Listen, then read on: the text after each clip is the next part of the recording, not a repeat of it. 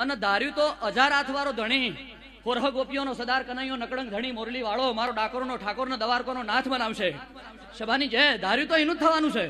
તો પછી વલખો મારવાની કોઈ જરૂર નહીં. આ 3.5 કિલોની કાયા મોણ મરજુક પોમ એટલે મહોણે 12 એટલે 85 કિલો વજન હોય ને તો જેટલો જન્મ્યો હોય ને એટલું તે રશિયાનું વજન થાય. એમાં પાછે રાઘુ પાછું ના થાય એવું વિજ્ઞાન કે છે.